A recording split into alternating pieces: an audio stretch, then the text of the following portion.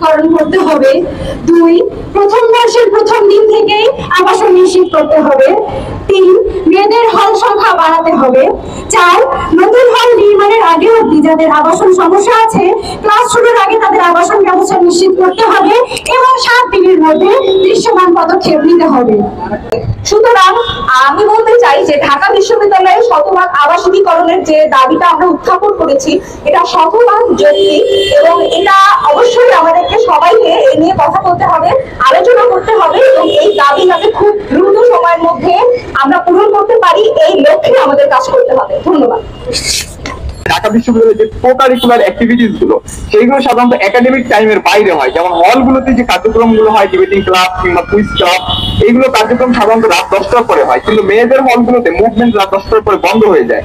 সুতরাং তারা কিভাবে হল ক্লাবগুলোর সাথে সংযুক্ত থাকবে, কিভাবে তাদের নিজেদের কো-কারিকুলার অ্যাক্টিভিটিস গুলো চালু রাখবে, এই ব্যাপারটা কিন্তু একটা বিশাল প্রশ্নের জায়গা। এই জিনিসগুলো নিশ্চিত করা বিশ্ববিদ্যালয় প্রশাসনের দায়িত্ব। তাছাড়া প্রথম বছর থেকে একটা শিক্ষার্থী যখন আসে সবচেয়ে ভালনারেবল সিচুয়েশনে থাকে প্রথম বছরের শিক্ষার্থী, অথচ তখন তাদের আবাসনের কোনো ব্যবস্থা থাকে না।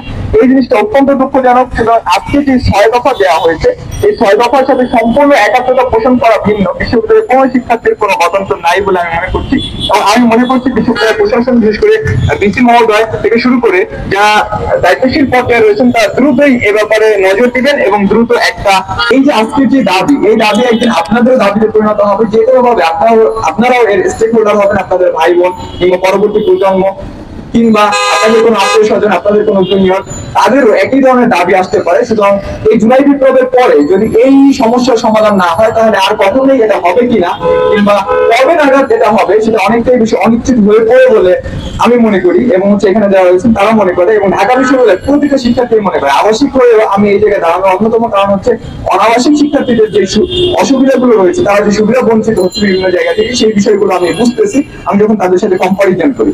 সুতরাং আমাদের এই দাবিগুলো অতি সত্বর মেনে নেওয়া হোক, দ্রুততম সময়ের মধ্যে দৃশ্যমান পদক্ষেপ নেওয়া হোক। আমি বিশ্ববিদ্যালয় প্রশাসনের কাছে এই আশা রাখবো। ধন্যবাদ।